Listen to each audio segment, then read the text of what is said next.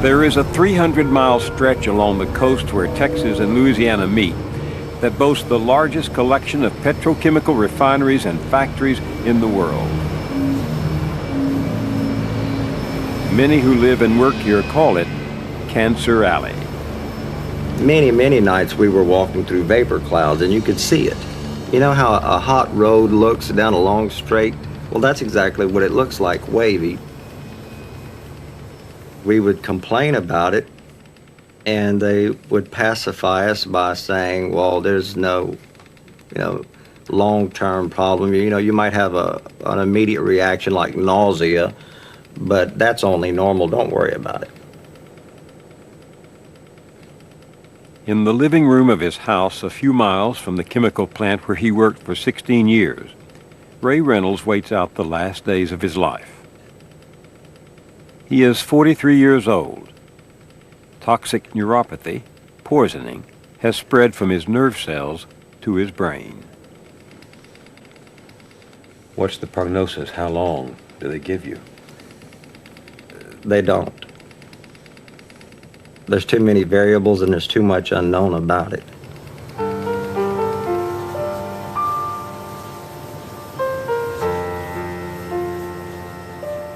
Dan Ross had no doubt about what made him sick.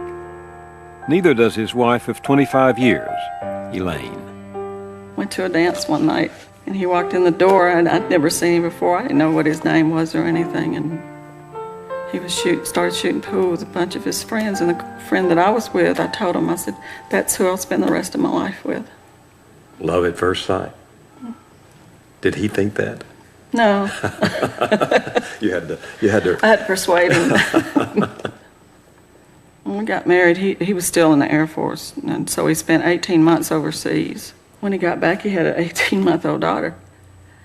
And I think probably the main thing was that he was worried about making a living for everybody, for us. The plant where Dan Ross made that living produces the raw vinyl chloride that is basic to the manufacture of PVC plastic. Danny worked for them 23 years, and every single day that he worked, he was exposed. Not one day was he not exposed. As the years went by, you could see it on his face. He started to get this hollow look under his eyes, and he always smelled, I could always smell the chemicals on him. I could even smell it on his breath after a while. But even up until he was diagnosed the first time, he said, they'll take care of me. They're my friends. In 1989, Dan Ross was told he had a rare form of brain cancer. He and I never believed in suing anybody. You just don't sue people. And I was looking for answers. Since I couldn't find a cure, I wanted to know what caused it. Looking for an answer, she found something that raised more questions instead. I was just going through some of his papers, and I found this exposure record. It tells you what chemicals, what the amount was that he was exposed to on any given day. Somebody's written on here, exceeds short-term exposure. What does that mean? That it was over the acceptable limit that the government allows. So this exceeded what he should have been exposed to that day. There was also a handwritten instruction. And then there's writing that says, do not include on wire to Houston. Don't send this to the headquarters? Right. My question was, why wasn't it included? Why was it held up from going to Houston? What did you take that to mean? Somebody's trying to cover something up. Why? Her discovery led Dan and Elaine Ross to sue. And I promised him that they would never, ever forget who he was, ever.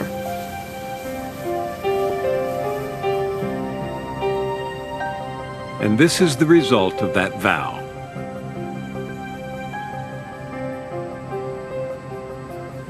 How long did it take you all to gather all this? 10 years. Over those 10 years, attorney William Baggett Jr. waged a legal battle for the Rosses that included charges of conspiracy against companies producing vinyl chloride.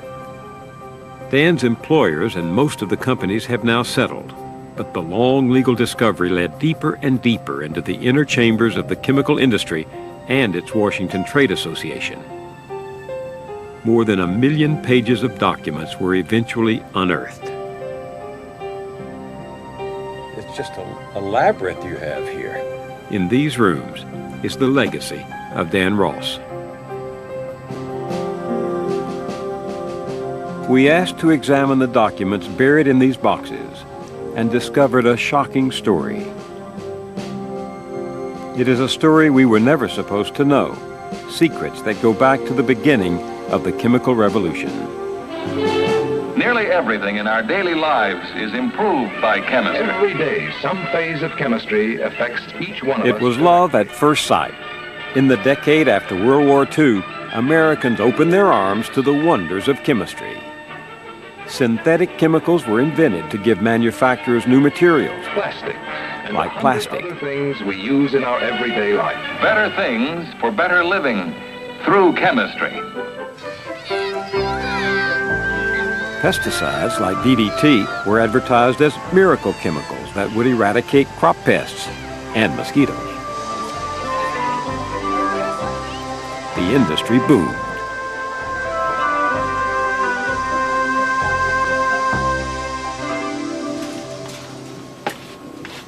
Since then, tens of thousands of new chemicals have been created, turned into consumer products, or released into the environment. We use them to raise and deliver our food. We clean our carpets and our clothes with them. Plastics carry everything from spring water to cooking oil. They're in our shower curtains and in our blood bags. They are the material of choice in our children's toys. But there are risks that come with the benefits of the chemical revolution. In this arm? Preferably, if that's where your vein is good at. Specialists in public health at the Mount Sinai School of Medicine in New York, led by Dr. Michael McCallie, are trying to assess how many synthetic chemicals are in our bodies. For the purpose of this broadcast, I volunteered to take part in their study. A much larger project is underway at the U.S. Centers for Disease Control. And you're looking for chemicals? Not the body's normal chemicals. We're looking for industrial chemicals, things that weren't around 100 years ago, that your grandfather didn't have in his blood or fat. We're looking for those chemicals that have been put into the environment and through environmental exposures, things we eat, things we breathe, water we drink, are now incorporated in our bodies that just weren't there. You really think you will find chemicals in my body? Yes. Oh, no question, no question.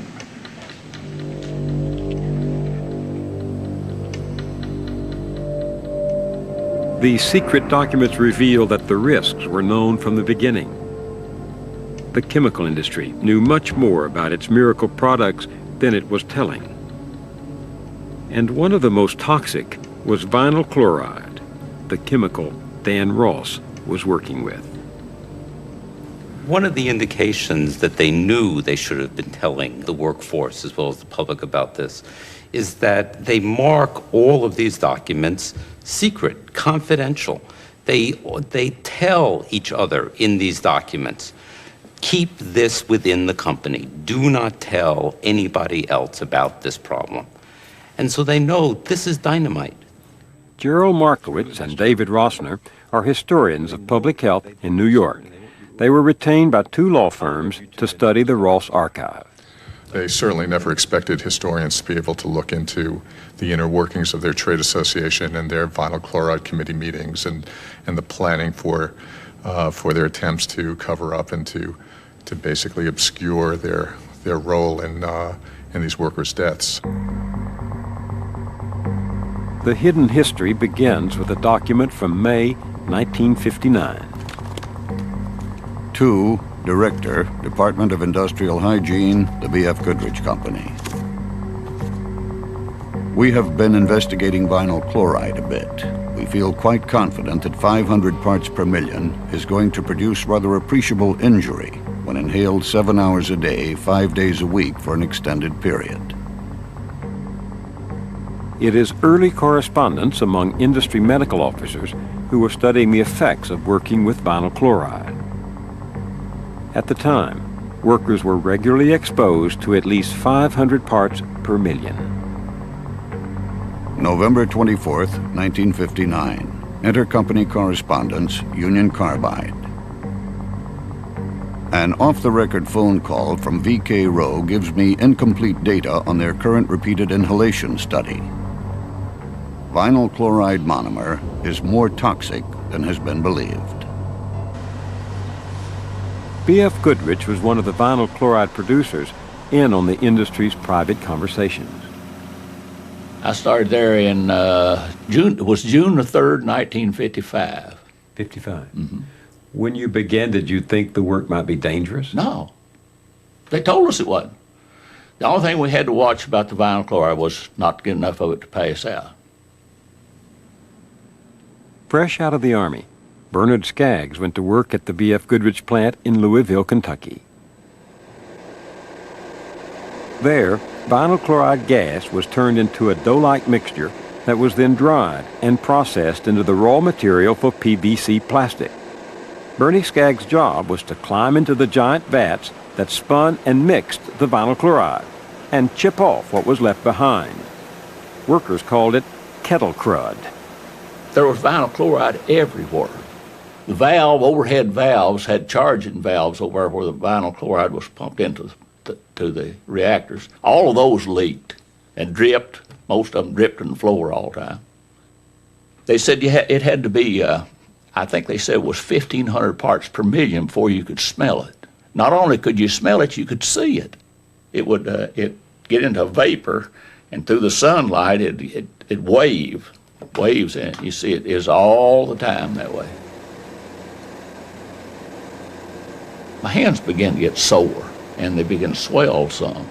My fingers got so sore on the ends I couldn't button a shirt, couldn't dial a phone, and I had thick skin like is burned all over the back of my hand, the back of my fingers, all the way up under my arm, almost to my armpit. And after enough time, I got like thick places on my face, right under my eyes. Did you think it might be related to your job? At the start, no. B.F. Goodrich would discover the truth. From the B.F. Goodrich Company to Union Carbide, Imperial Chemical Industries, and the Monsanto Company. Gentlemen, there is no question but that skin lesions, absorption of bone of the terminal joints of the hands, and circulatory changes can occur in workers associated with the polymerization of PVC. In other words, they knew vinyl chloride could cause the bones in the hands of their workers to dissolve. Of course, the confidentiality of this data is exceedingly important. What does this memo tell you, this particular memo? Well, it tells me that the industry never expected that they would be held accountable to the public about what was happening to the workforce. They never even expected their workers to learn of the problems that they were facing and the causes of it. Bernie Skaggs' hands were eventually x-rayed. I was really shocked. What did you see? Well, on the hands, my fingers were all, showed up, the bone shows up white in the x-ray. In a normal x-ray? Yeah, normal x-ray, yeah. And mine were okay till they got out to this first joint. Then from there out, most of it was black. Some of them had a little half moon around the end, and then just a little bit beyond the joint. I said, "What is that?" You really surprised me. He said that the bone is being destroyed. That's the black showed that there was no bone there. Yeah, right. The bone was disappearing, just gone. Dissolving. Yeah. It was the slowness of action on the industry's part that was the most striking issue in reviewing these documents. Dr. Richard Lemon was Deputy Director of the National Institute for Occupational Safety and Health until he retired 5 years ago. That's correct. the Bagot law firm hired him to analyze the secret documents. The basic tenet of public health is to prevent, once you've found something, immediately stop exposure. So they should have told the workers right then. They absolutely should have told the workers. Even if it was only a suspicion, they should have told the workers what they knew and what they could do to prevent their exposure to what they thought was causing the disease. That is not what happened.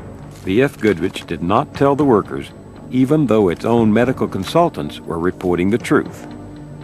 October 6, 1966.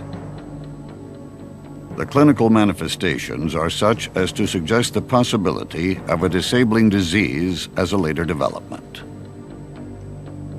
What the company's advisors feared was that the dissolving hand bones could be a warning of something even more serious.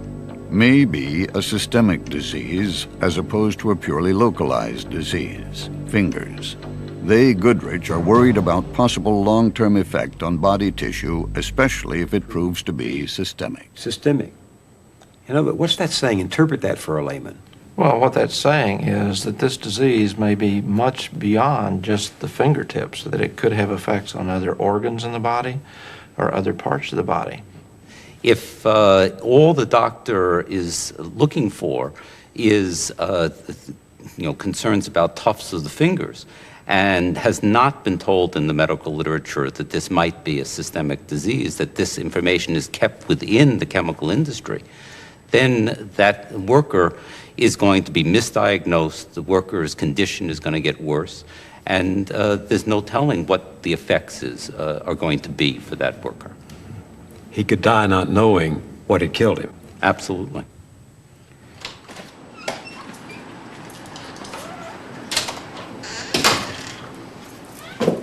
Goodrich executives did tell other companies what was happening, but they hoped all will use discretion in making the problem public. They particularly want to avoid exposés like Silent Spring and Unsafe at Any Speed. They understand the implications of what is before them, and they are faced with a situation that could explode at any minute.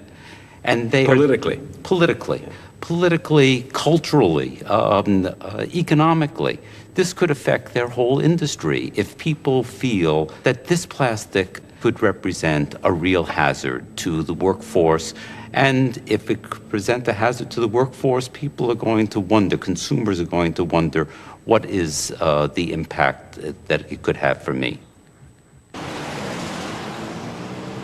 On April 30th, 1969, 10 years after Bernie Skaggs first complained to the company doctor about the pain in his hands, members of the industry's trade association met at their Washington offices. On the agenda was a report from a group of medical researchers they had hired. Confidential. Recommendations. The association between reactor cleaning and the occurrence of acro-osteolysis is sufficiently clear-cut. The severity of exposure of reactor cleaner to vinyl chloride should be kept at a minimum, desirably below 50. The advisors recommended exposure to vinyl chloride be reduced by 90%, from 500 parts per million to 50 parts per million.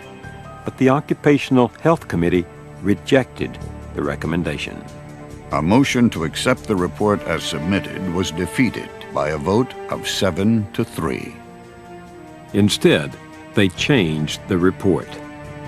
Eliminate the last sentence. Sufficient ventilation should be provided to reduce the vinyl chloride concentration below 50 parts per million.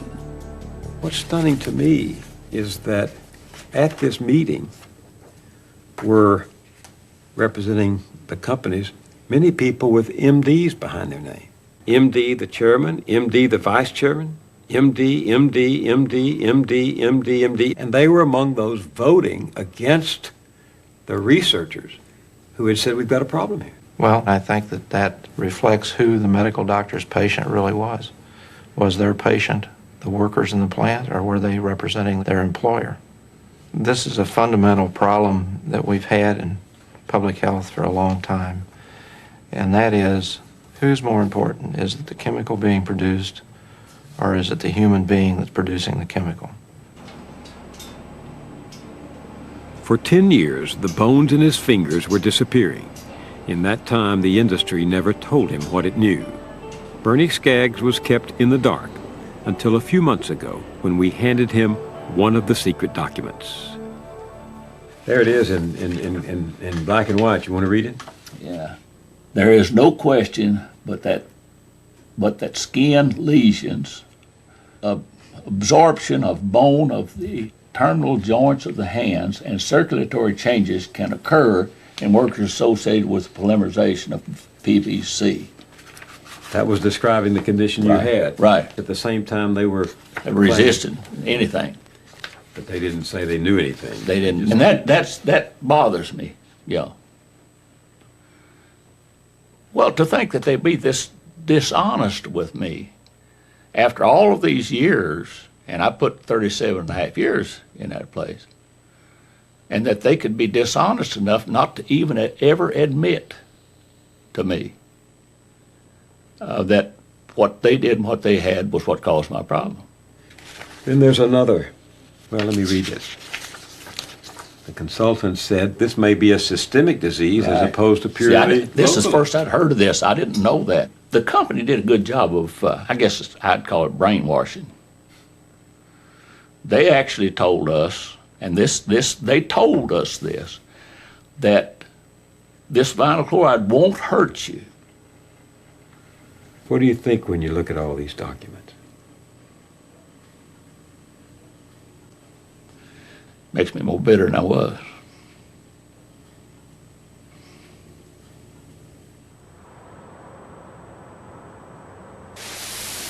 By the early 1970s, Dustin Hoffman had been famously advised in the movie The Graduate that plastics was the future. But the vinyl chloride industry was hearing something else. A scientist at an Italian plant, Dr. P.L. Viola, had exposed laboratory rats to vinyl chloride and discovered cancer. As he steadily lowered the exposure level in his tests, the cancer persisted. The discovery cast a pall over the promising future of plastic.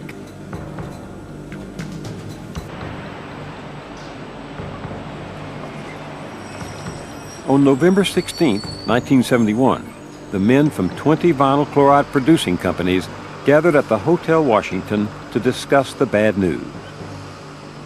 Publishing of Dr. Viola's work in the U.S. could lead to serious problems with regard to the vinyl chloride monomer industry. I mean, how would you characterize the industry discussion during Close this period? to panic. There's a whole new ballgame out there about who's going to regulate industry, how much influence the industry will have over these agencies, and the discovery of cancer, of course, is potentially not only a public relations disaster, but a regulatory disaster for this industry. At the meeting, one of the European industry's own scientists presented an even more disturbing report. Dr. Lefebvre theorizes that vinyl chloride is absorbed in body fats and carried to the brain. Despite the startling prospect that vinyl chloride could affect the brain, the companies took no action and told no one. The present political climate in the U.S. is such that a campaign by Mr. R. Nader and others could force an industrial upheaval via new laws or strict interpretation of pollution and occupational health laws. A year later, another Italian researcher, Dr. Cesare Maltoni, found evidence of a rare liver cancer, angiosarcoma. In studies sponsored by the European industry, cancer appeared in rats exposed to levels of vinyl chloride common on factory floors in the U.S. The panicked industry came running. About 2 or 3 American representatives of the chemical industry go over to Bologna, and the Europeans tell them that there are cancers now not only at the very high levels, at thousands of parts per million, but down to 250 parts per million. And yet, they are determined to keep this secret, and they go so far as to even sign a secrecy agreement between the Europeans and the Americans so that each of their researchers will be secret from everybody outside the industry. They get together, the American representatives and the European representatives, and they say, this is top secret, we're not going to make it public? Exactly. To anybody? To workers? To the workers. To the doctors? To the doctors. No one is going to get this information except the companies who have signed the secrecy agreement. Conoco, B.F. Goodrich, Dow, Shell, Ethel, Union Carbide, some of the founding fathers of the chemical revolution, were among those who signed the secrecy agreement, even as they were admitting to themselves the bad news. February 13th, 1973. Union Carbide, internal correspondence, confidential. Dow Chemical Company reviewed the work on the European study. They report the results on rats are probably undeniable. Ethel Corporation, enter office. Subject, vinyl chloride. All agreed the results certainly indicate a positive carcinogenic effect above or at 250 parts per million. The companies knew working with vinyl chloride, even at low levels of exposure, could cause cancer. By 1973, the federal government was trying to catch up with the chemical revolution.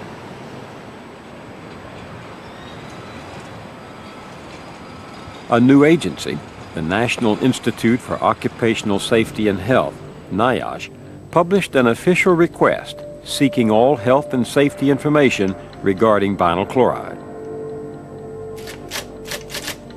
2 months later, a staff member of the industry's trade association sent a letter to member companies urging that they tell NIOSH about Dr. Maltoni's findings. March 26, 1973. There is the aspect of moral obligation not to withhold from the government significant information having occupational and environmental relevance. May 21st, 1973. Manufacturing Chemists Association, minutes of meeting. But meeting in their conference room in Washington, they discussed keeping secret what they knew of the dangers posed by vinyl chloride. We should not volunteer reference to the European project, but in response to direct inquiry, we could not deny awareness of the project and knowledge concerning certain preliminary results. It's an extraordinary situation where they know they should be telling the government about this problem. They know that they're wrong not to tell them. And then they admit that they're engaging in this kind of activity can be legitimately seen as evidence of an illegal conspiracy. May 31st, 1973. Union Carbide, internal correspondence, confidential.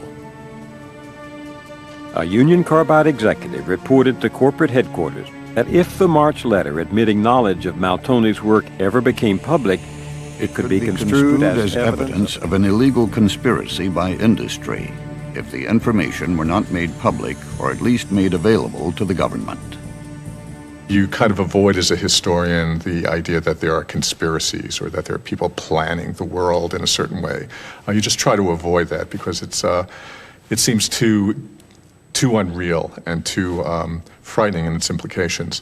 Yet when you look at these documents, you say, yes, there are people who understood what was going on, people who thought about the crisis that was engulfing them or about to engulf them and tried in every which way to get out of that crisis and actually to, in some sense, suppress an issue. Do you think all of this added up to use your word, a conspiracy? In a moral sense, I think it was a conspiracy. We have learned from the secret archive that when the industry met with NIOSH, it did not mention Maltoni or angiosarcoma. Union Carbide, internal correspondence, confidential. The presentation was extremely well received, and the chances of precipitous action by NIOSH on vinyl chloride were materially lessened. NIOSH did not appear to want to alienate a cooperative industry. Historians don't like to use, broad political terms like cover-up. But there's really no other term that you can use for this because the industry had the information. They knew the significance of the information that they had, and they refused to tell the government because they were afraid the government would take action that would protect the workforce. And yet, during this time, Dan Ross and others like him, working in vinyl chloride plants, were being told that there was nothing to worry about, that there's no danger. That's correct. The industry kept assuring the workforce that there was not anything that they need to be concerned about, and that they were going to protect the workforce.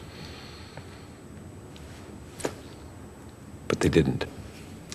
No, they certainly did not.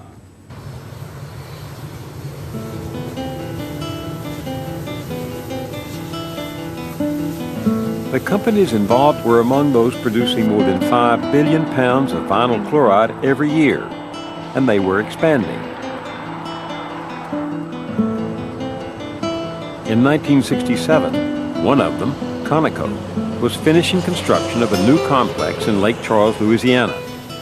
Dan Ross moved his family into a small house less than a quarter of a mile from the new plant's back door. He went to work there. He started as a pumper loader, and he moved up fast in the first year that he was there. He was eager Well, and he a was hard smart. worker. He was smart. He was smart, right. And a hard worker. Another early hire at Conoco was Everett Hoffpower, who took the job shortly after he returned from serving in Vietnam. We were in a startup phase, an early operation phase, and they were getting all the bugs out of it. And we had a lot of releases and we had a lot of problems. The prevailing attitude of management at the time was, let's get it back online. Downtime is killing us. So as long as it wasn't going to blow something up, go on in there and do what you got to do. You were breathing it? You were breathing it, get higher than a Georgia pine sucking on it, you know. Really? Oh yeah, it's very intoxicating. It's a lot like propane or any other light ends. It's aromatic, and it, like I say, it did give you a buzz if you stayed in it long enough. Their attitude was, if you don't want to do the job, there's four waiting at the gate to take your job. Do it or else. Vietnam was winding down. Had a lot of people that weren't working, or if they were working for a lot less money, and the plant jobs were very attractive. So if you didn't want to do the work, just say so. Somebody'd wait and take your place. So you'd worry more about your job than about your health. I had a wife and 3 kids at home I had to feed, you know. Yeah, you worry more about your health. It wasn't no, I told you it was a real health hazard, just so you didn't worry about it.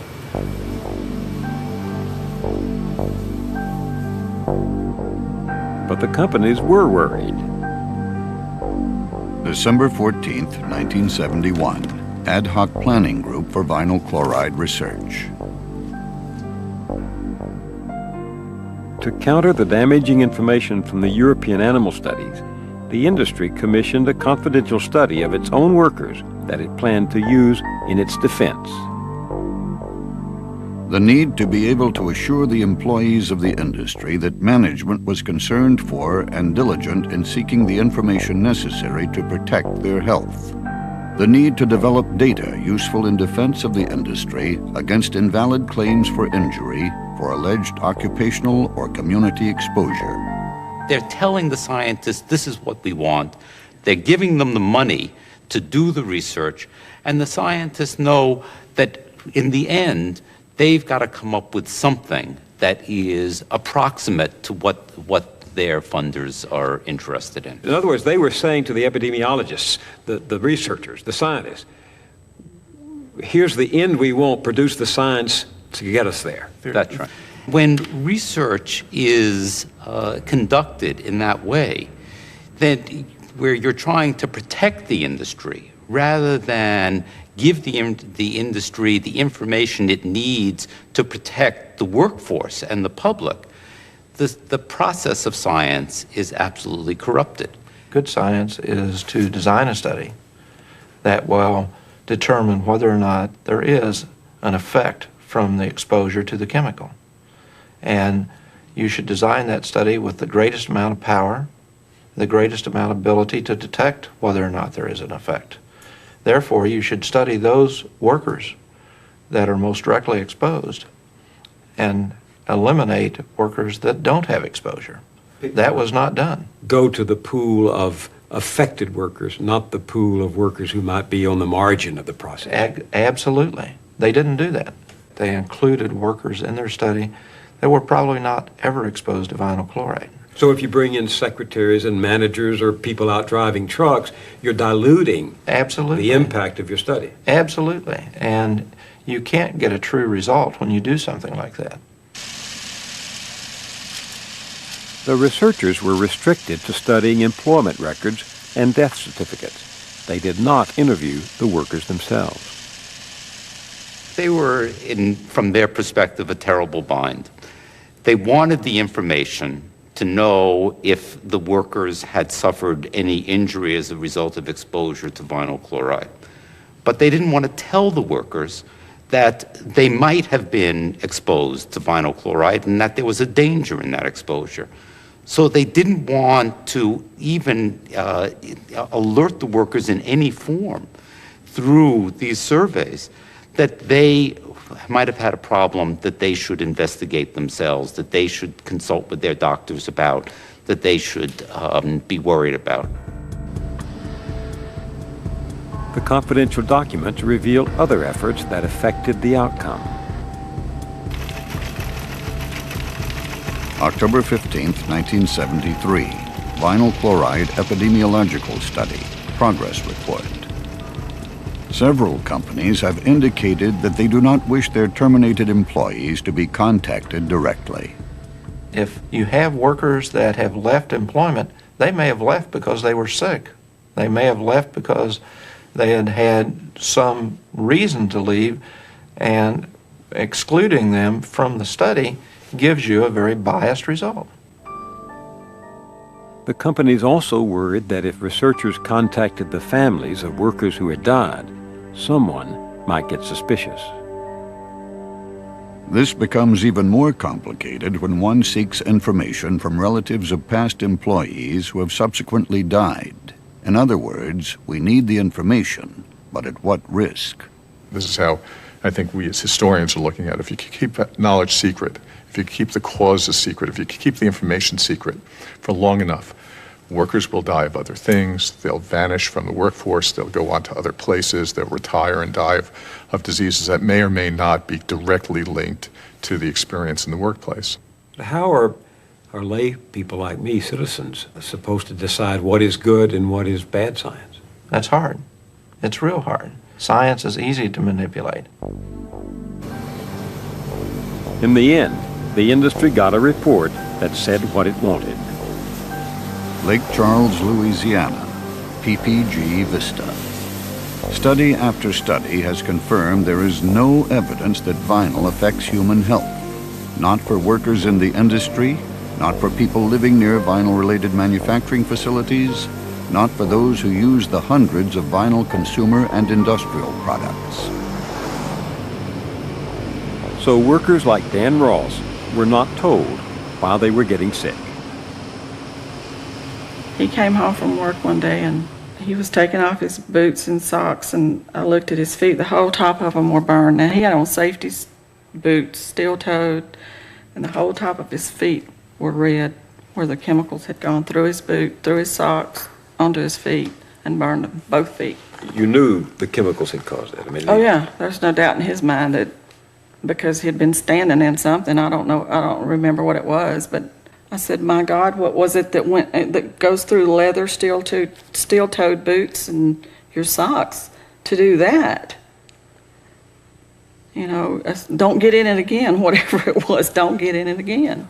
I got chlorine gas when I went to the hospital, but you know, it was just part of the, it wasn't an everyday thing that you got chlorine. It was an everyday thing you got vinyl and EDC. Chlorine's has a bad news doctor there. He'll hurt you. But you weren't aware, you knew that instantly. You weren't aware that this insidious little monster was creeping up on you, vinyl chloride was creeping up on you and eating your brain away. And that's what it all tended out to prove out it was doing, just eating your brain up. Who was to know? No one told us. No one made us aware of it. Well, we can't live in a risk-free society, can we? No, we can't live in a risk-free society, but we can live in an honest society. the chemical industry was not being honest with its workers. And it was not being honest with the public. In beauty parlors across America, hairdressers and their customers were using new aerosol sprays. No one told them they were inhaling toxic gas at exposure levels much higher than on the factory floor.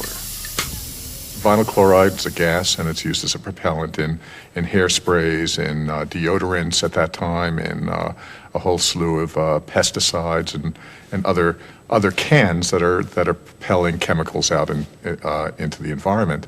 So if it turns out that this relatively low threshold limit is poisoning workers, what is the potential danger if it ends up poisoning consumers? It's the new Spray As You Work plan for girls with hard-to-hold hair.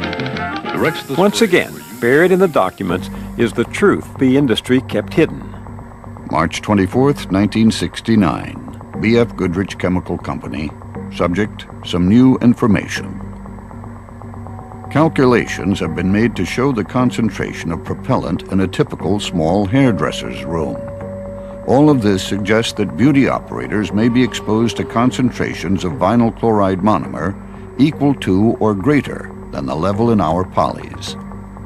The threat of lawsuits gave the industry second thoughts about marketing aerosols.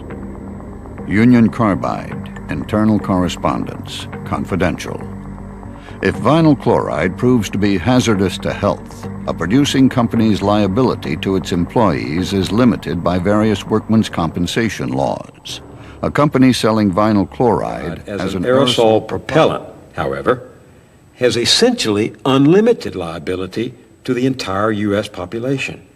What does that mean? The problem that they're identifying is the giant elephant in the corner. It's the issue of what happens when workers' comp isn't there to shield them from suits in court.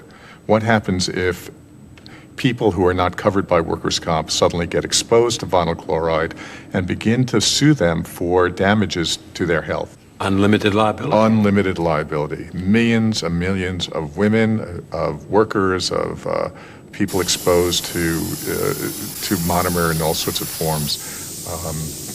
This is catastrophic. This is potentially catastrophic. Interoffice memo, Ethel Corporation. Dow is questioning the aspect of making sales of vinyl chloride monomer when the known end use is as an aerosol propellant, since market is small but potential liability is great. They consciously note that this is a very small portion of the vinyl chloride market. So why expose themselves to liability if this minor part of the industry can be excised and the huge liability that goes with it excised? Allied Chemical Corporation, memorandum, subject, vinyl chloride monomer. Concerning use of vinyl chloride monomer as aerosol propellant, serious consideration should be given to withdrawal from this market. Here you have the industry saying, we are going to give up this part of the industry, the aerosol part of the industry, because the liability is so great. But they're not going to inform the workforce. They're not going to do anything about protecting the workforce because the liability is limited for them. And so it's a very cynical way of deciding on how you're going to deal with this dangerous product. They have put people in danger. They have exposed a variety of people to a dangerous product, and yet they're not willing to say, this is something we did, we didn't know it, we had no way of knowing it, whatever excuses they wanted to make up. But they don't even do that. Some companies would give up the aerosol business, but quietly. No public warning was issued. Now, 30 years later, those hairdressers and their customers are unaware of the risk to which they were exposed. And it is impossible to know how many women may have been sick or died without knowing why.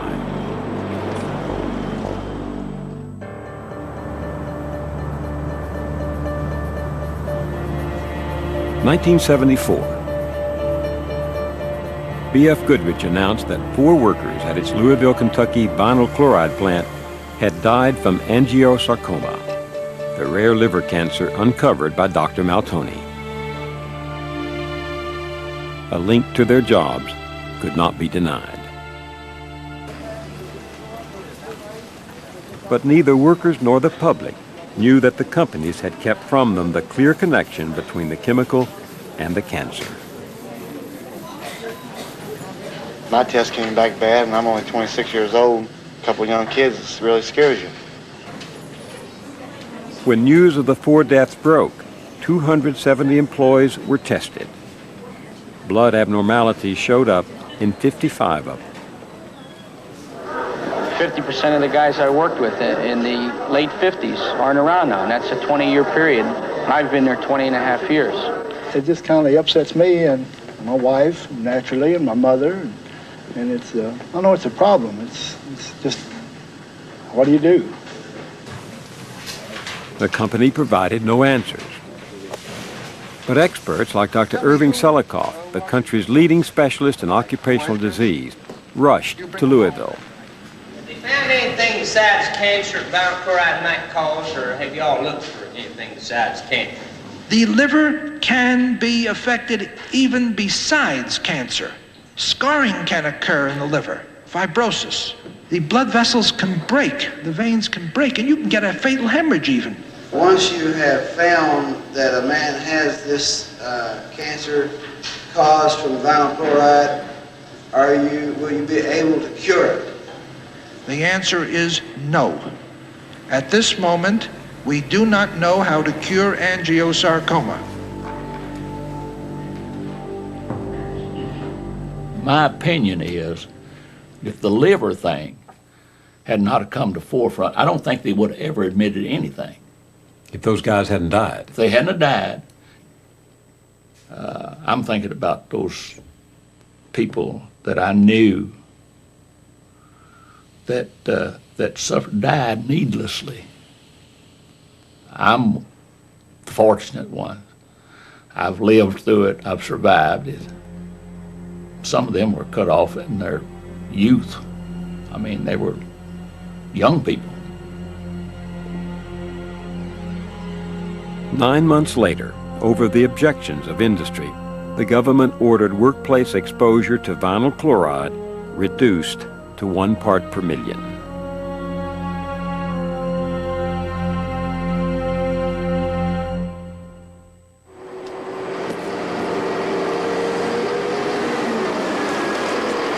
The aftershocks of the chemical revolution resounded throughout the 1970s. New words began to enter our vocabulary.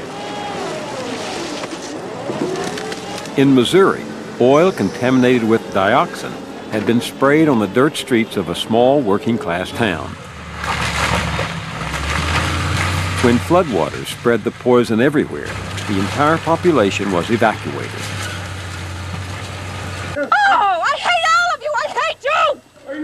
In upstate New York, where homes had been built on a long-abandoned chemical dump, children were being born with birth defects. You're going to have more problems. Love Canal was declared a disaster area.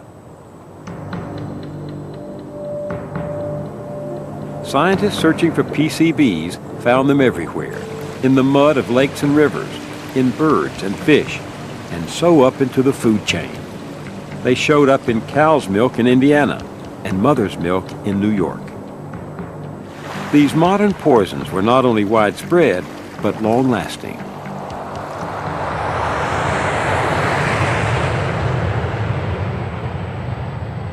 Then came the benzene scare.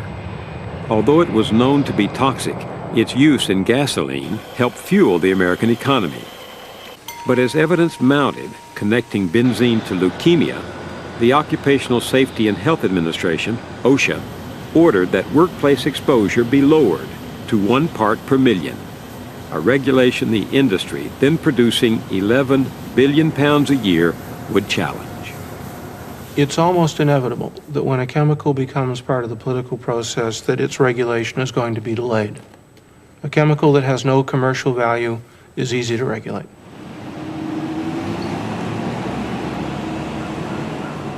To counter the proposed regulation with its own science, the industry created and funded a $500,000 benzene program panel. The science at the time was that, hey, benzene caused leukemia. I think there was no question about that. There was no doubt in your mind that workers were at risk who were using benzene in those plants.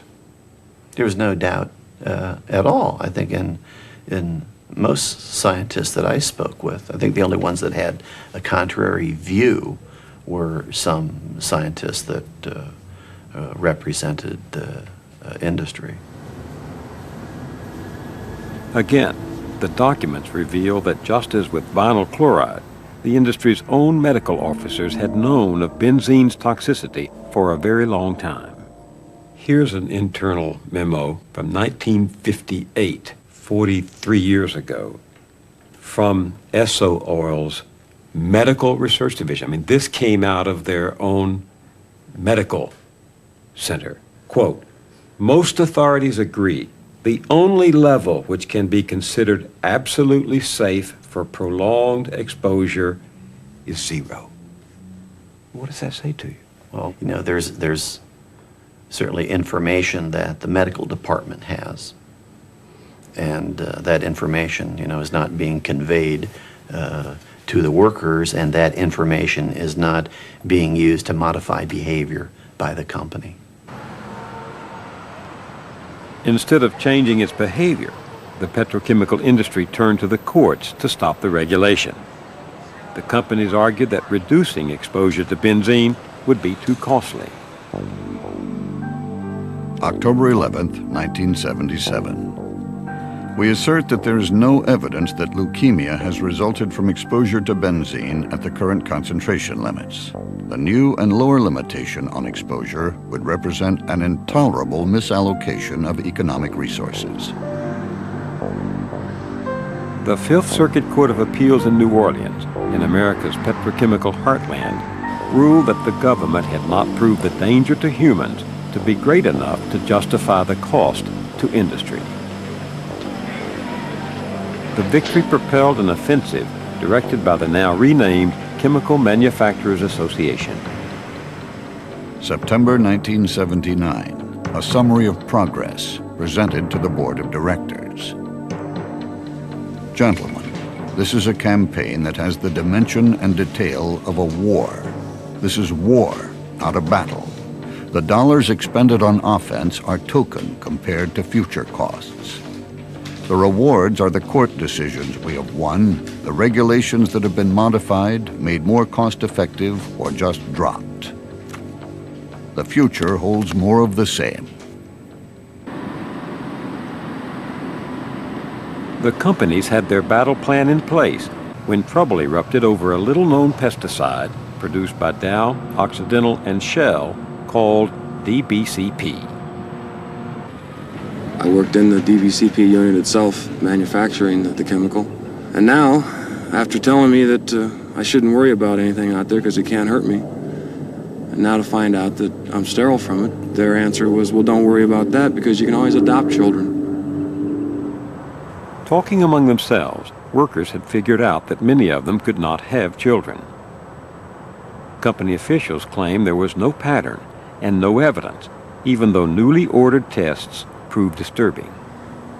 They ran a series of 4 sperm counts on us over a period of, I guess, 2 or 3 months. All my sperm counts came up 0. And I'd never been told in the whole time I'd been working out at Shell that this might happen to me. What the industry also didn't tell was that its own scientists had known of the dangers for decades.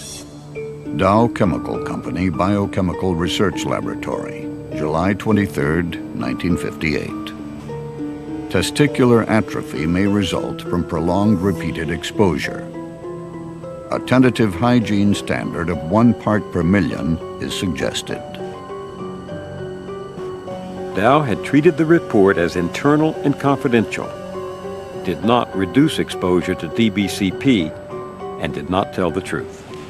It is our regular policy, wherever, to totally inform people about what the material is that they're working with and what its potential is. So I can't say precisely what was said in one situation. It's generally throughout the company that we try our best to inform people of what are the hazards, how to avoid them, and what to do if they have an accident or what. The thing that bothers me, I think, more than anything is the fact that the chemical industry had no interest whatsoever in protecting us through telling us the dangers of what we were working with. The companies were neither protecting their workers nor their neighbors. An engineer at Occidental had alerted his plant manager. April 29th, 1975, enter office memo. We are slowly contaminating all wells in our area, and 2 of our own wells are contaminated to the point of being toxic to animals or humans. This is a time bomb that we must defuse. DBCP was a reproductive toxicant, a very powerful carcinogen. It was found in drinking water wells throughout the country. It stayed on the market because to ban it, you first had to have an administrative process within a government agency that was under great political pressure from powerful people on Capitol Hill. If you put enough hurdles up, even the best intentioned government regulator is hamstrung. The companies kept DBCP on the market for 8 more years. And it would take a decade for the best-intentioned regulators to finally reduce the exposure level to benzene. By then, the evidence was so overwhelming, the industry did not challenge the regulation. For some, it came too late. And we knew how many chemical workers there were, how many rubber workers, how many petroleum workers, how many workers in other industries that were exposed to benzene. And on the basis of knowing how many were exposed and knowing the levels at which they were exposed, we were able to calculate how many unnecessary deaths from leukemia resulted from exposures during that 10-year delay. How many? And the number was 492 unnecessary deaths from leukemia. Deaths that almost certainly would have been prevented if the standard had been reduced to 1 part per million back in the 1970s. What are the lessons that you would have us draw from this case of delay? I think the most fundamental lesson is that we have to presume chemicals are guilty until they're proven innocent. What's needed is an unpolluted political structure that is empowered to set regulations that protect the public health. That's not the political structure the industry wanted. September 8th, 1980. Report to the board. The cold fact is that the Congress today has more influence over the agencies than the White House does. The subcommittee will come to order, please.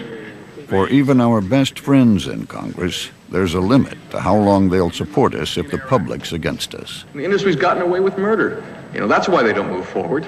Because they don't cost them some money and some effort. And if they're not pushed, they won't move. We need real muscle, the kind none of your lobbyists are likely to have as individuals. One growing source of political strength outside Washington is the political action committees. PAC contributions improve access to members. Through almost 200 quickly formed political action committees, the industry would contribute over $6 million to the 1980 election campaign. When the time comes to play hardball, we'll try to make good use of the political muscle you've been helping us develop. So help you God. So help me God.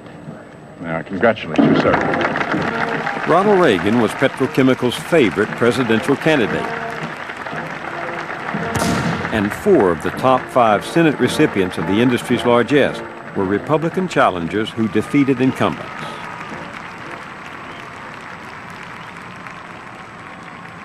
The industry was ready to play hardball. September 28th, 1981. Government Relations Committee, Pebble Beach.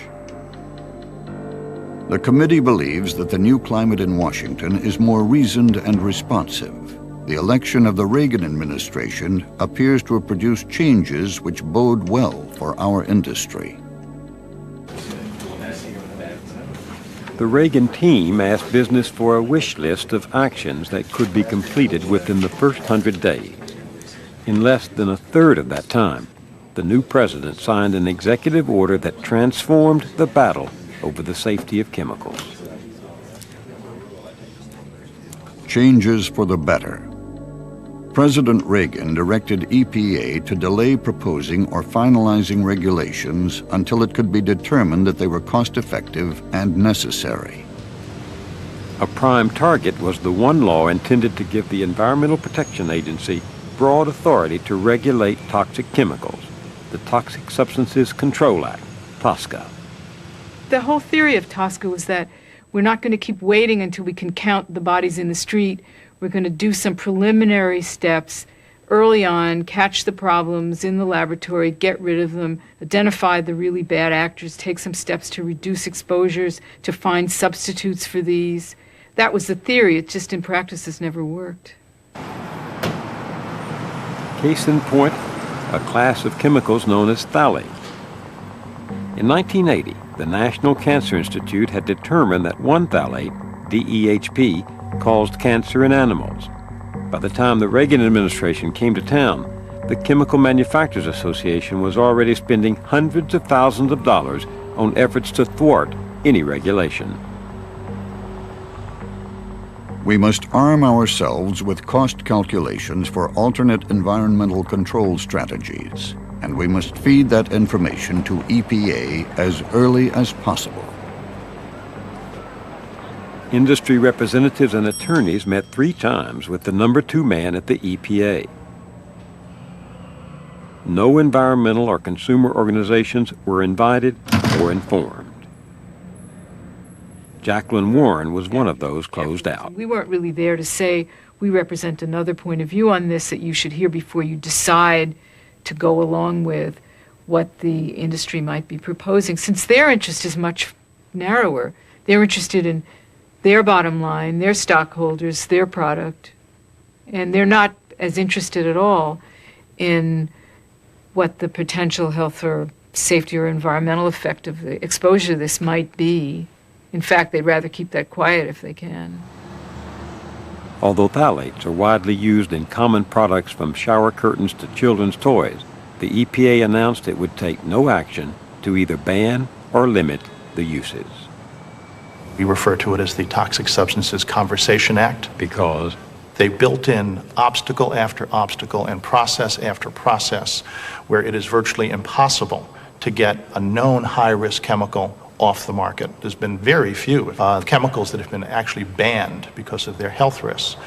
That's because chemicals get far more due process than people do. Chemicals have more rights than people? Far more rights than people.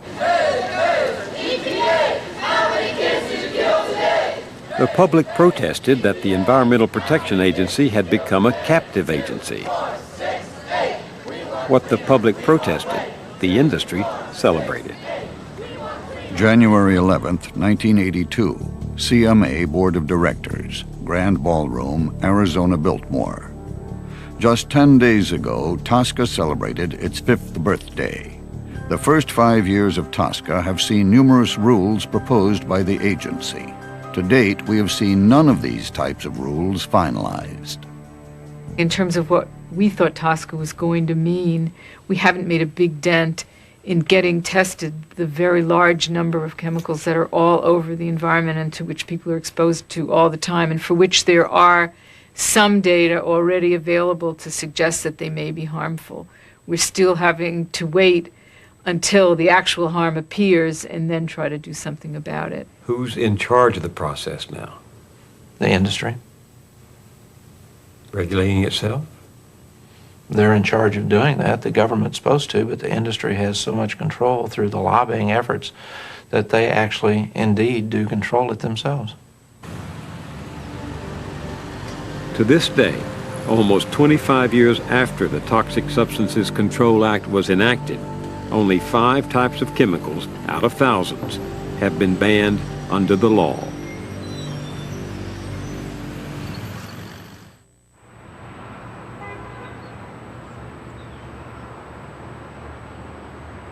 August 11, 1985. the accidental release of a toxic cloud from a Union Carbide plant in Institute, West Virginia, sends 134 people to the hospital. It is only 8 months after an explosion at a Union Carbide plant in Bhopal, India, had killed some 2,000 people and injured 200,000 more. When they told you it was a leak, what was the first thing that went through your mind? India. You know, because you're so helpless. They didn't know where it came from. They didn't know what it was till 2 days later after it happened. You fumble and stumble and cause our lives to be turned upside down over things you misplaced over 500 gallons of this mixture. Now, I can see misplacing 1 or 2 gallons of gasoline around your house. If we don't make those chemicals, someone will. Someone will make those chemicals, and you can wish the problem on somebody else. I had a dog once who was overly aggressive, and he bit a mailman once. And he missed a mailman about 3 times, and I was very upset about it. And I asked the vet finally if she thought that I could find a good home for that dog. And she said, "Mr. Kennedy, don't give your problem to somebody else." And I think I learned something by that. I don't think we want to quit. We want to work with you. In order to do that,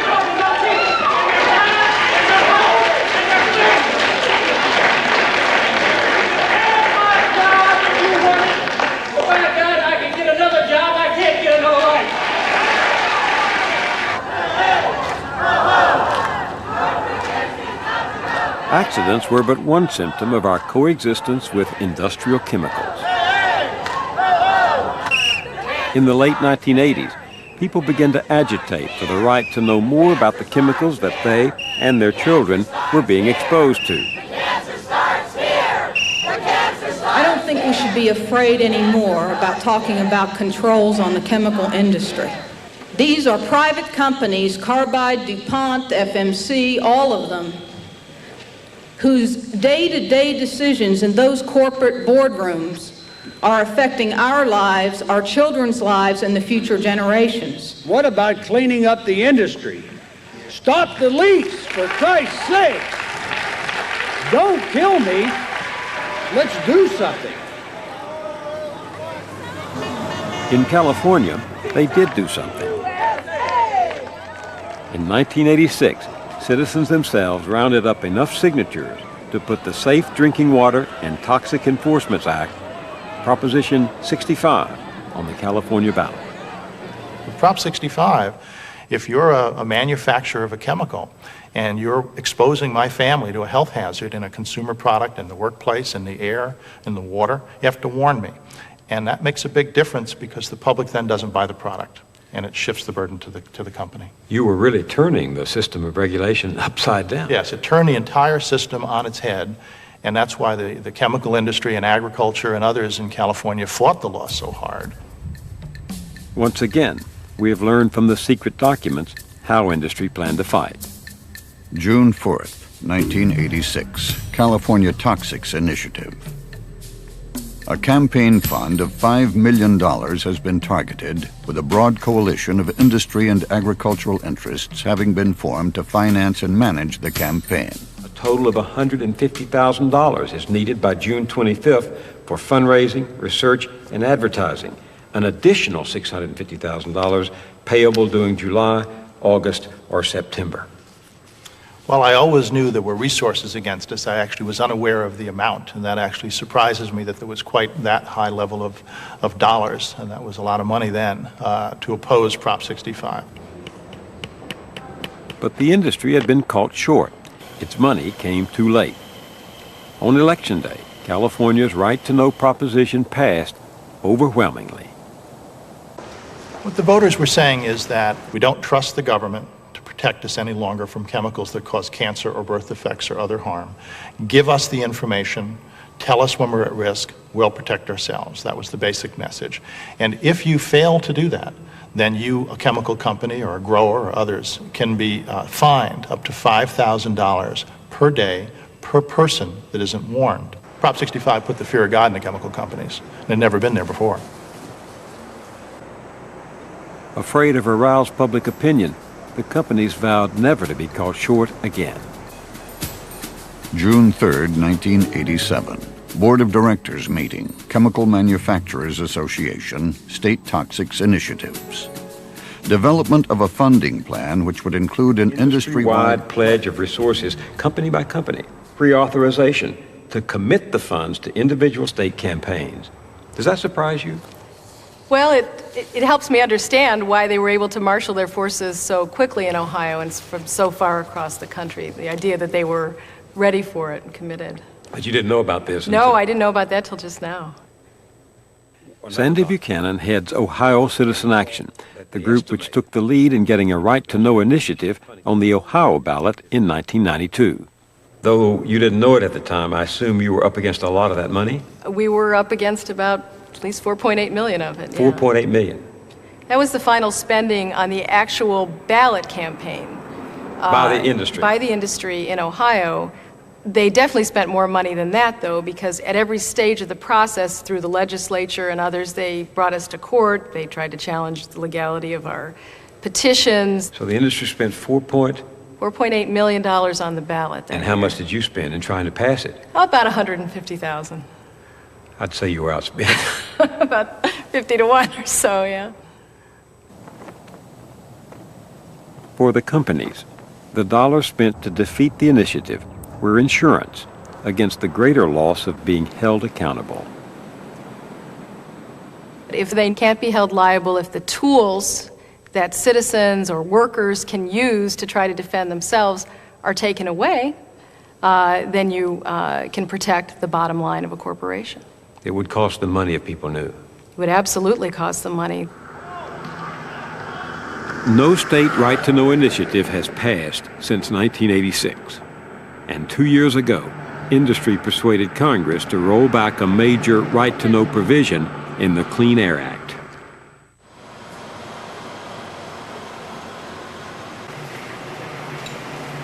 Today, an average of 20 new chemicals enter the marketplace every week.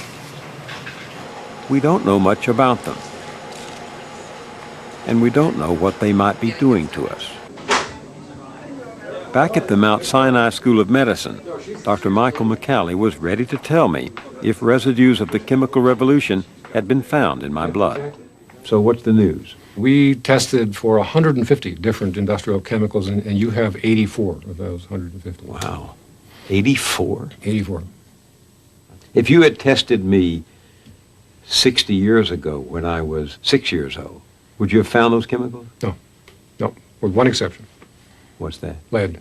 Lead. Lead's been around. We've been poisoning ourselves with lead since practically the cave ages. So 83 of these 84 chemicals you found in my blood are there because of the chemical revolution of the last 50 years. That's correct. And we didn't know this until we looked. But suddenly we find out that the industry has put a bunch of chemicals in our body that are not good for us. And we didn't have any say in that. That just happened. What kind of chemicals? In the PCB case, you had 31 different PCBs of this whole family of similar chemicals. They are all over the place, and it's probably a function of where you lived. You lived in some locale where PCBs were in the environment, and you got them into you through the air you breathe. Some of them get down in groundwater. Some of them get coated on food. You didn't get them sort of in one afternoon because you ate a poisoned apple. And dioxins? Dioxins of all that we measured, you had 13. 13 different dioxins of this large family of chemicals. You tested for some pesticides? Yes. The organophosphates, malathion is one we may have heard of because we're spraying it here in New York. I used to spray malathion on my house in my yard in Long Island. We also measured organochlorine pesticides, the best known as DDT. Now, DDT hasn't been produced in this country for several decades. Yeah, so where would I have gotten that? Did you ever, watch them spray the trees when you were a little kid? Young man, right. Yeah, okay. And I lived around places that had used it. Mm-hmm. Well, that's enough because, again, like PCBs, These are very persistent chemicals. They don't, the body doesn't metabolize them, doesn't break them down into little pieces and get rid of them. How do the results of my tests compare with others around the country? I wish we had more data. I wish I could give you a clear answer to that. The burdens that you carry are probably biologically less important than if you were a 21-year-old woman who was in her 9th week of pregnancy, and then the fact that you were circulating some DDT might really be important. Have these chemicals been tested in terms of what happens when they are combined? No, that is a complexity that we haven't even looked at. Have they been tested on vulnerable populations like children? No, we are just beginning to do that science. Is it fair to say from all of this that we are, as human beings, being unwittingly exposed to hundreds of toxic chemicals which have been tested enough just to know that they're toxic, but not tested enough to know the risks? That's a fine summary of the current state of affairs. We know enough now to know that it doesn't make a lot of sense to make chemicals that are carcinogenic and add them to our bodies and then argue about how much we're adding. It just isn't a good idea, particularly when there are perfectly acceptable alternatives, and that if the industry chose, it could change our exposures dramatically by its own actions.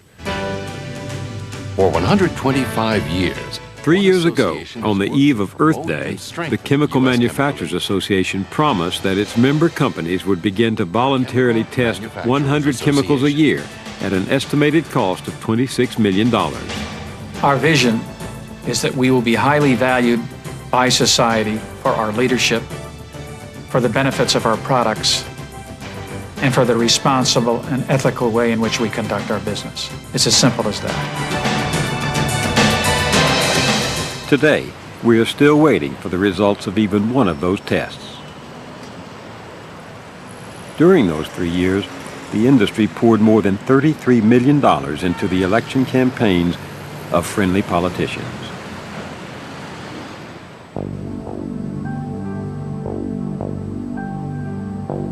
As the secret documents reveal, the promise to test voluntarily was part of a strategy hatched almost a decade ago.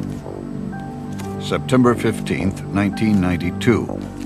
A general CMA policy on voluntary development of health, safety, and environmental information will potentially avert restrictive regulatory actions and legislative initiatives. The idea of a chemical company voluntarily testing its product is not unlike efforts to voluntarily regulate their products. It's an attempt to preempt effective government. It's an attempt to try to stop the government from doing its job by doing half-baked measures and then claiming that we're protecting the public. There are 80,000 different man-made chemicals that have been registered with the EPA for possible use in commerce. Of those 80,000, there are about 15,000 that are actually produced each year in major quantities. And of those 15,000, only about 43% have ever been properly tested to see whether or not they can cause injury to humans. The industry's own documents confirm just how little we know.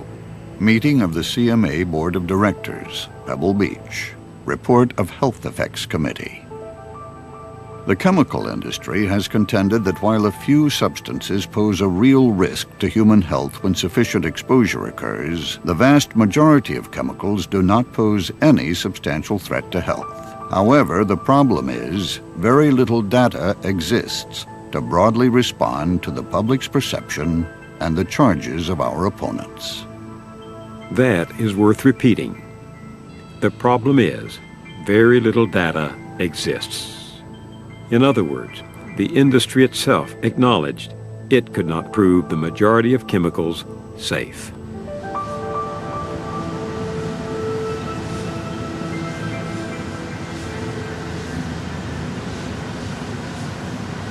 Lake Charles, Louisiana. In the spring of 1989, the family of Dan Ross gathered to celebrate their daughter's graduation from college.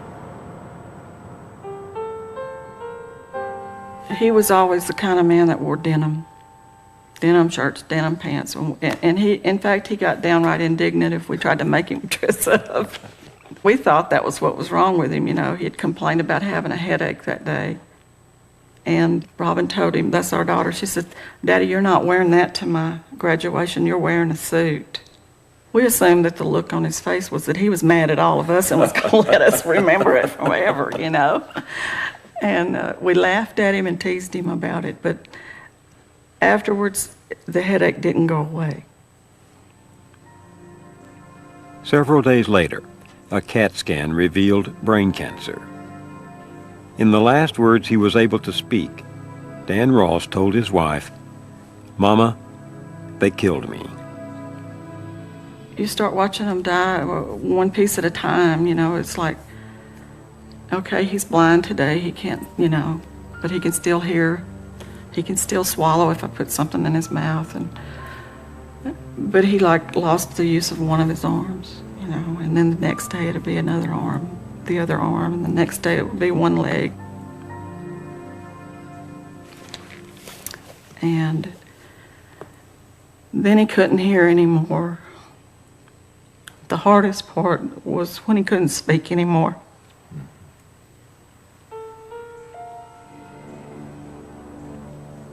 On October 9th, 1990, 23 years to the day after he started working at Conoco, Dan Ross died. He was 46 years old. They hurt somebody that meant more to me than my own life. I would have gladly taken his place to die. Gladly.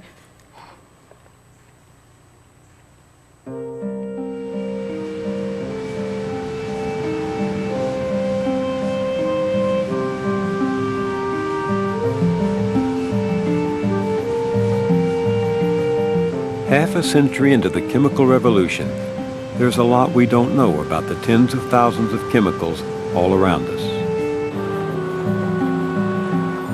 What we do know is that breast cancer has risen steadily over the last 4 decades. 40,000 women will die of it in this year alone. We do know brain cancer among children is up by 26%. We know testicular cancer among older teenage boys has almost doubled. That infertility among young adults is up, and so are learning disabilities in children. We don't know why. But by the industry's own admission, very little data exists to prove chemicals safe. So we are flying blind, except the laboratory mice in this vast chemical experiment are the children. They have no idea what's happening to them, and neither do we.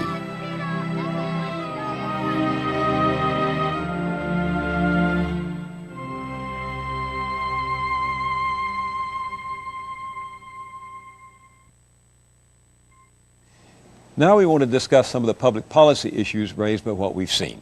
With me are Terry Ossie, Vice President of the American Chemistry Council; Ted Voorhees, partner in the law firm of Burling.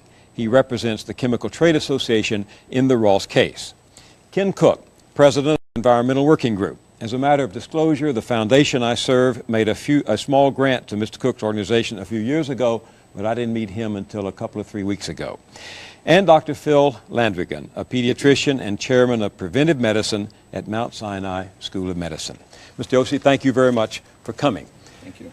Given what we've just seen, how can the public rely on what the chemical industry says about the safety of synthetic chemicals?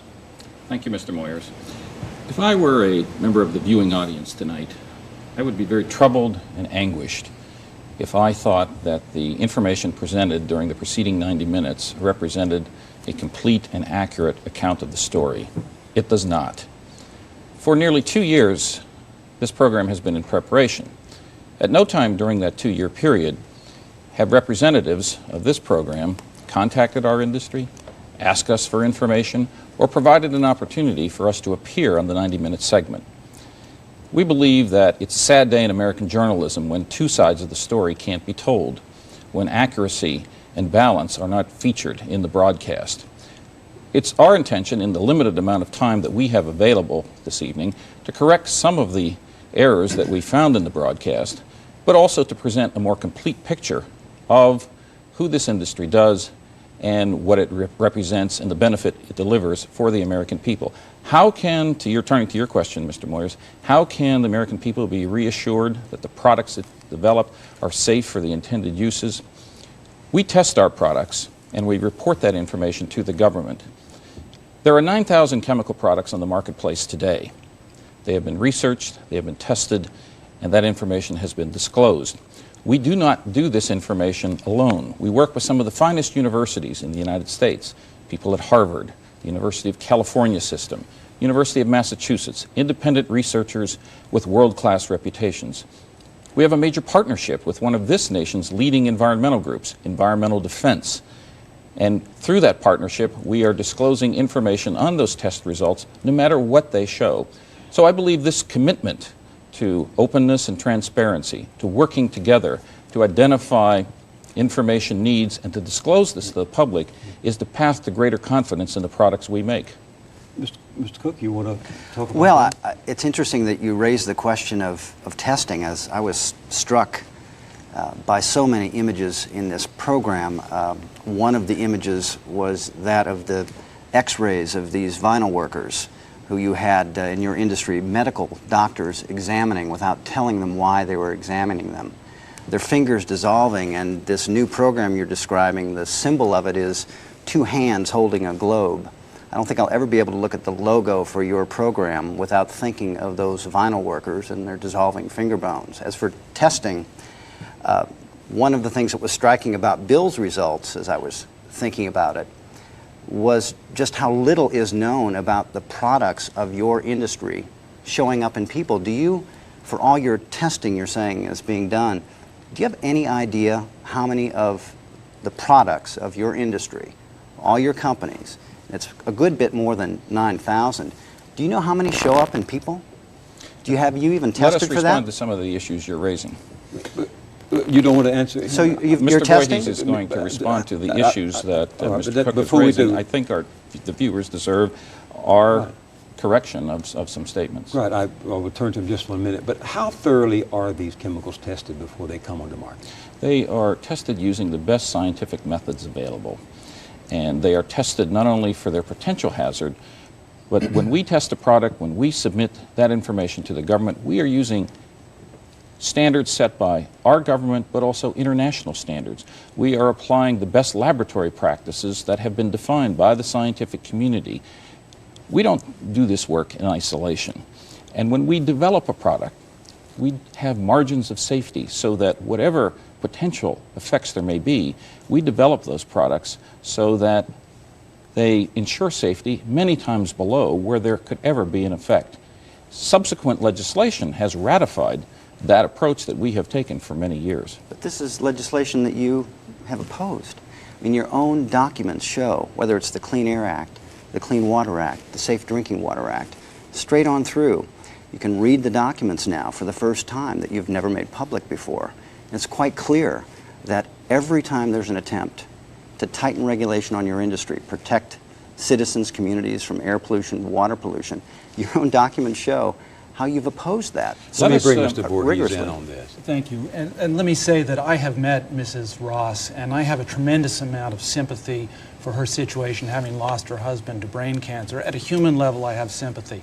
But no amount of sympathy can justify putting on a program that presents an incomplete, slanted, and essentially misleading characterization of what happened with vinyl chloride.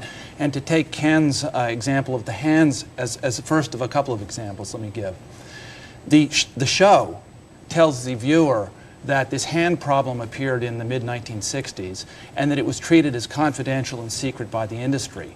What the show doesn't state is that as soon as that problem was found by the B.F. Goodrich Company, the doctor who found that problem in 1967 published his findings in the Journal of the American Medical Association, which is probably one of the most widely read professional articles read by doctors. And in that article on the hand problem, Dr. Creech included the very same X-ray images which you showed on your program as if they had been hidden and kept secret from people. Did that document say that it was linked to the exposure to vinyl chloride? It absolutely did. That was the whole subject Why of the didn't the article. company tell Bernie Skaggs? Bernie Skaggs' doctor knew about that because he read it in the Journal of the American Medical Association. But which why was didn't the published. company tell him? The company was telling his doctor. The person who would know and who would be able to react to something like that is a professional who would be able to see the relationship. I believe the documents show that the company did not tell his doctor. Well, it published the study of the hand problem in the Journal of the American Medical Association. So was the doctor in expected? 1967. Was the doctor expected just to come across that in random reading? Why didn't the company tell Bernie Skaggs directly? He worked for the company, Mr. Voorhees. Why didn't they tell him? The Journal of the American Medical Association, JAMA, is not random reading. It's probably the most widely read professional Sir, you are not journal. answering the question. Why didn't the company tell its employee? I don't know that they didn't tell Bernie The Skaggs. documents suggest they didn't. The B.F. Goodrich Company had a doctor at the plant. He was the author of this article in JAMA, and he would have, as workers came in to see him, he would have explained to them what their problem was, and I would expect that would happen. Was Bernie Skaggs lying to me when he said the company didn't tell him? I'm certainly not going to accuse him of lying, but what I'm saying is that the doctor at his plant published his findings immediately in the Journal of the American Medical Association, and my point is, the program has suggested to your viewer that this was an issue that was kept in secret. Far from keeping it in secret, it was published in the most widely read journal, and the x-rays that were supposedly kept secret were a part of that journal article. 40 years ago is a very long time. 40 years ago, there wasn't an Environmental Protection Agency. 40 years ago, there wasn't a Clean Air Act. I don't believe the viewers of this program are interested so much in what happened 40 years ago. I believe they're vitally interested in their own personal health and well-being today. They want to know if the products that we develop and market are safe for their intended uses. They want to know if the products that they're using in their homes are going to benefit them. And I believe the answer is... Those are the questions, Terry. They do want to know. Those are the questions that I sent you a month ago and said, let's talk about these public policy issues. Those are the questions I absolutely want to address. What about that? I think that's really the central question, Bill, Terry. Today there are many thousands of chemicals on the market. The number of chemicals that are registered with the EPA for commercial use is not 9,000, it's over 80,000. There's about 3,800 which are called high production volume chemicals. A couple of years ago, the Environmental Defense Fund, the same organization with which the chemical manufacturers are partnered, did an analysis of those high production volume chemicals to see what fraction had been tested. Now, to be sure, when the EDF were seeking information on how many were tested, they had to go to the open literature. They obviously didn't have access to company documents. In the open literature, they found that only 43%, less than half, of these chemicals had ever been tested for toxicity to humans. When they looked more deeply, when they asked more sophisticated questions, for example, what fraction of these chemicals have been tested for their effects on children's health? What fraction have been tested for their effects on the developing brain, the developing immune system, the developing reproductive organs, the endocrine system of babies? You're down very close to single digits, that around 8 or 10% of chemicals on the market have ever been tested for these effects. So I think that it has to be said here today that the Toxic Substances Control Act is a well-intentioned piece of legislation, but in its execution, it's mostly been a failure. It is just not doing an adequate job of protecting the American public. 75,000 products on the market today. There No, are 9,000. there are not 75,000 chemicals on the market, but there are that many chemicals registered with the EPA for commercial use. And of the 3,800 high production volume chemicals, fewer than half, less than half, have been tested for their toxicity. Mr. Moyers, you had your own body tested, and this was shown to the viewers. What was not shown to the viewers, that the products that we make probably saved your life. From what I read in the newspapers, you had a very serious heart operation at about 1994. You had a blockage in an artery leading to your heart.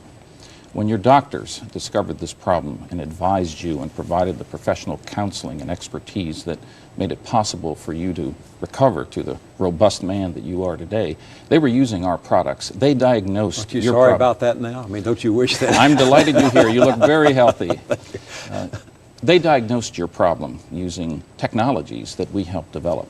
When they operated on you, they used surgical instruments that we helped develop to ensure that you did not contract a subsequent infection post-operation. You were given medicines. In addition, you were probably given medication afterwards to ensure your continuing return to health. I believe that your state of well-being today was directly dependent on the benefits that our industry provided to you and to every American. I don't challenge that, and I didn't challenge that in our reporting. But I you do didn't- not challenge that. you but didn't here's, report it, though, either. You just said it. I told you a month ago we wanted you to come on and say what you want to say, and you just did. But here's the issue that I think Dr. Landrigan is raising, that my own body burden test is raising. Dr. McCallie said to me, I said to him, should I be worried? He said, at your age, 66, I don't think so. But if you were a 21-year-old pregnant woman, it might be a different story. And he said, we do not know what this combination of chemicals what effect it's having on our health. This is a new phenomenon. He said, your grandfather would not have had this. This is a new phenomenon. And what I think I was asking in the broadcast, and what I hear Dr. Landrigan asking is, how do we find out what this combination of chemicals is doing in our body, particularly to children? Are children the most vulnerable? Dr. McCallie erred in what he told you. He said that 60 years ago, the only compound you would have in your body was lead.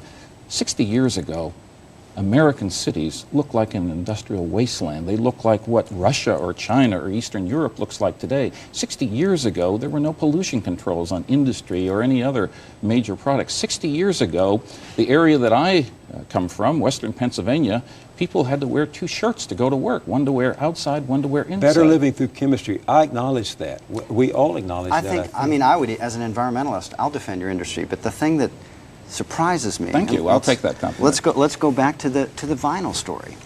Again, for the first time now, we can read tens of thousands of pages of documents that you never made public if they so strongly defend your position. You never made them public.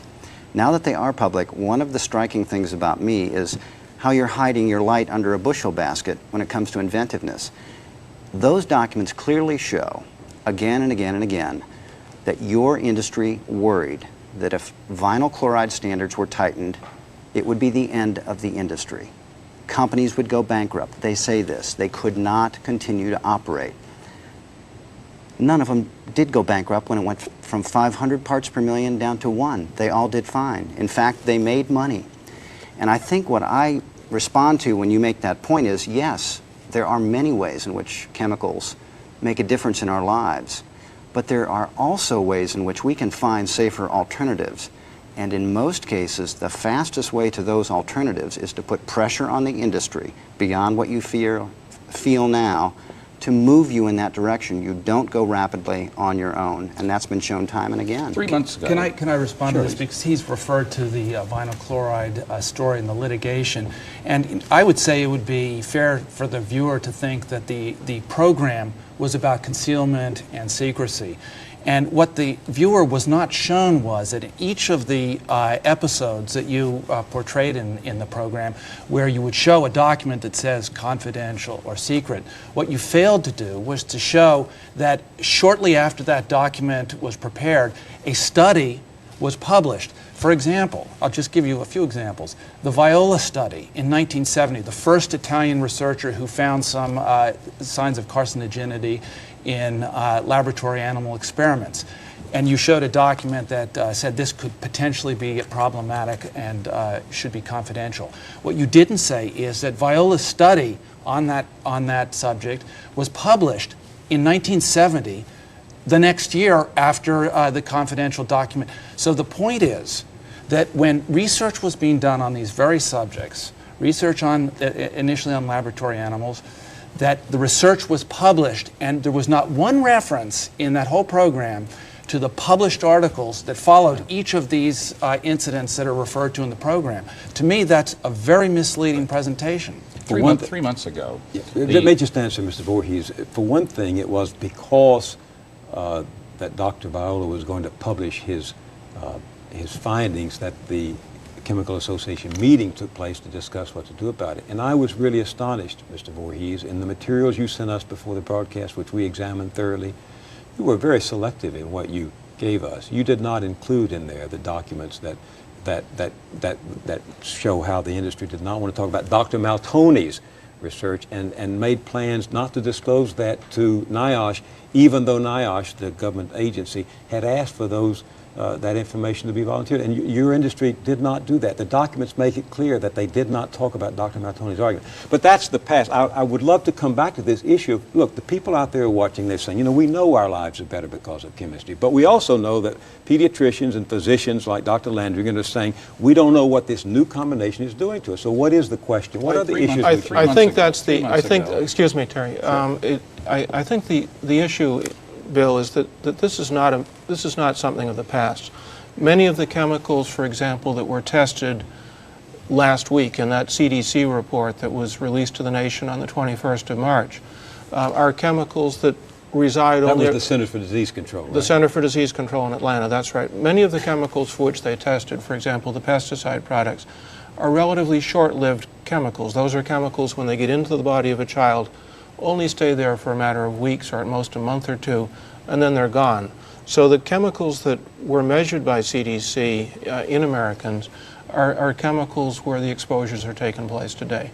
And in response to your question, it's absolutely true that children are the most vulnerable among us to those chemicals. And kids are vulnerable for two reasons. First of all, they take more chemicals into their body. They breathe more air, they drink more water, they eat more food, pound for pound. So they take more chemicals into their body that are present in the air, on their food, in their water. And of course, kids play on the floor. They drop a lollipop on the rug. If there's pesticide on that rug, they pick up the lollipop, they put the lollipop into their mouths, and the pesticide gets in. Then on top of that, besides being more heavily exposed, kids are biologically more vulnerable. I mean, anybody who's seen a little child, I've got a grandson who's just a bit over a year old, anybody who's got a little child knows how precious and how vulnerable they are. Their brains are growing and developing. If a chemical like lead, like a pesticide, like PCBs, like organic mercury gets into the brain of a baby during those early months of development, the consequences can be lifelong. 3 months ago, what really troubles me here is we don't know. We simply do not know the long-term consequences of these exposures in early life. As a pediatrician, as a parent, as a grandparent. So what's the public policy you'd like to see come out of this? And I'd like to hear Terry Yossi say why the industry wouldn't support that public policy. I think we need four things only. Number one, we need thorough, independent testing of chemicals, including testing that looks at pediatric effects. Number two, That's underway. And it needs to be independent of the industry. Mr. Cook's colleagues in the environmental community are working directly with us. Well, we just participated in a process with environmental groups and others to test compounds for their impact on children. Well, we were at the table, and there's an agreement in place to do just that. Well, I'm glad. I noticed in the show itself that of promises that were made, the results haven't yet appeared. But the second thing that needs to be done is that we need to continue the nationwide testing of chemicals in the bloodstream of Americans that CDC has started.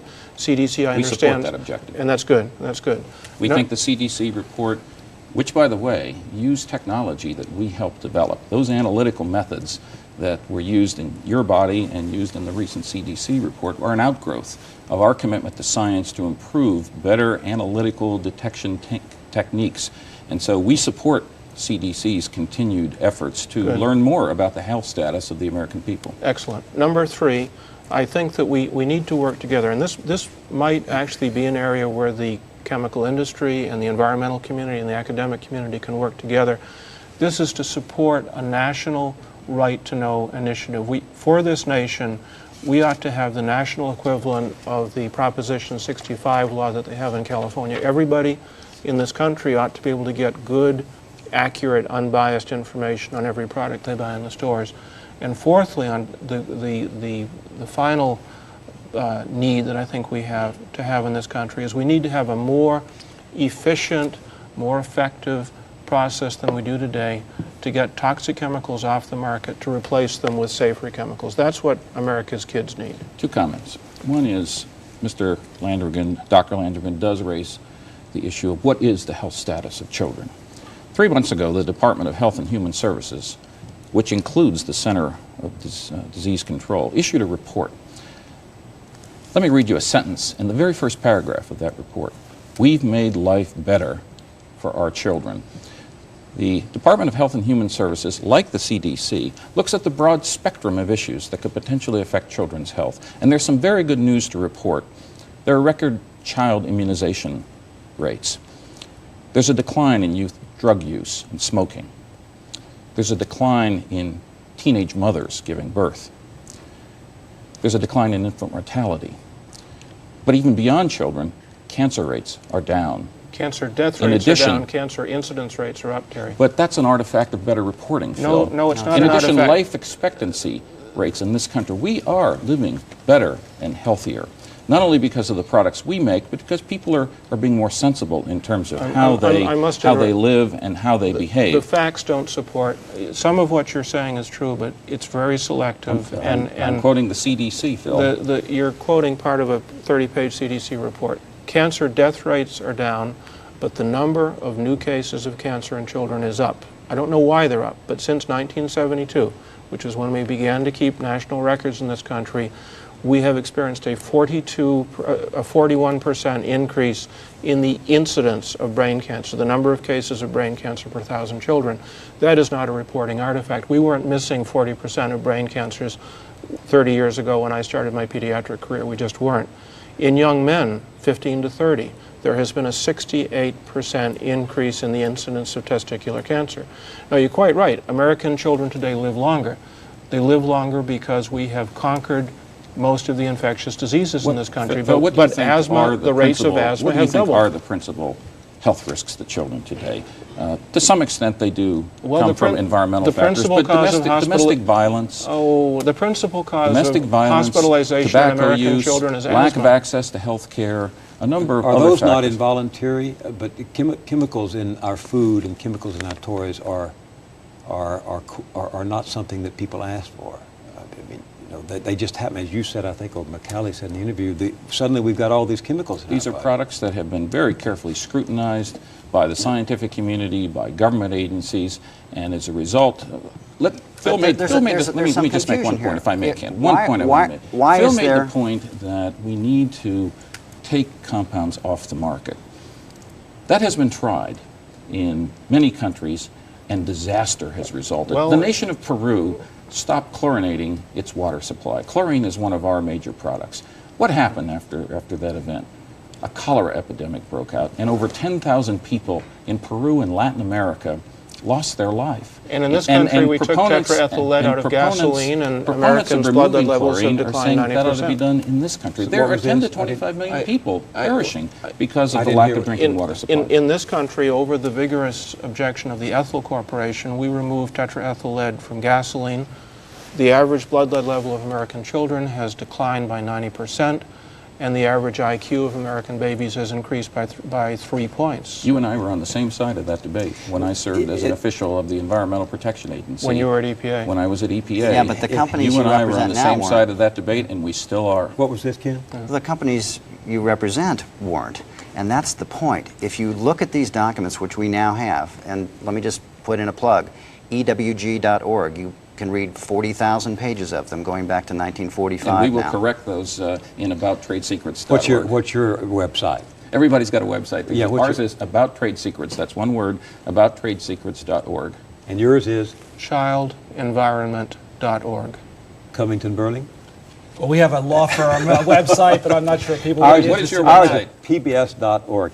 It's only fair that you get a chance to answer this question, because as I said to you, investigative journalism is not a collaboration between the journalist and the subject. And I did lay out there, Sherry Jones and I laid out the record of the industry in opposing right to no initiative. Why has, in every case that I can find, Why has your industry opposed citizens' effort to use the right to know initiative and other right to know efforts? I think you have your facts wrong. No, Tennessee, Hawaii, California, Ohio, Illinois, Massachusetts. We supported the amendment to the Superfund statute in 1986, creating the toxic release inventory. We supported in 1990 the amendment of the Clean Air Act so that information would be made available to communities about chemicals that were being used in their neighborhoods. We supported with environmental defense the complete and total disclosure of any testing results going on with our current agreement with them. We have been a strong supporter of right to know, and here's why. We have had over the last dozen years a program that has instituted over 300 community advisory panels wherever this industry is located in this country. We have learned a great deal from listening to communities where we play a major part. One of the greatest testimonials that you'll hear about this industry is from people who live near it, because they have seen the very direct health and environmental progress and the emissions reductions that result from our industry. When they have a question about plant safety, or noise levels, or environmental emissions, they have direct access to the plant manager. They have access to go inside the plant gates and learn what's going on. I've talked to an awful lot of people. That is why we have 60% decline in emissions over the last decade, the best of any American industry. Well, you almost make it sound as if you volunteered to do that, and you did not. As you well know. We supported those measures. Listen, what you selectively may have supported, everyone can now read what decisions you made and how you made them to take a stand on clean air and clean water and drinking water. And I respectfully disagree, it is not as you describe it. No, what these communities often are left with is just asking a plant manager, can you tell us? No authority, no power under law to actually compel that information to come forward. And to get back to the testing point, I just want to, because there will be some confusion. 45 seconds. There'll be some confusion out there. If these chemicals are so well tested, then how come you had to come forward with a program just 2 years ago to voluntarily test the most widely used ones? If they were tested, some of them have been used for decades. Because we're always seeking answers to questions. We're a about 40 years late. We're a science-based industry, and by nature we are asking these questions. There are 1 million men and women who work in this industry, who apply chemistry to make a variety of products and services. I'm very proud to represent them here tonight, and as we close this broadcast, I want to thank them for the contribution they've made to society. They've made America a better, healthier, and safer society. And to the viewing audience, I want to say that we are committed to continuing to improve our environmental health and safety performance. I think you all know that what happened 40 years ago is no reflection of the kind of industry that we represent today. We're going to let you have the last word. Thank you very much, Terry Yossi. Thank you, Mr. Voorhees. Thank you, Dr. Landrigan. Thank you, Ken Cook. I'm Bill Moyers. Thanks for watching. Good night.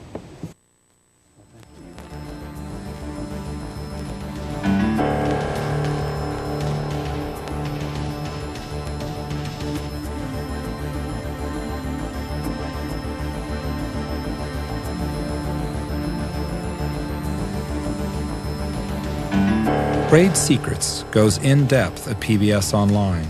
Follow the virtual paper trail, explore how chemicals affect the human body, and learn why children may be at special risk, all at pbs.org.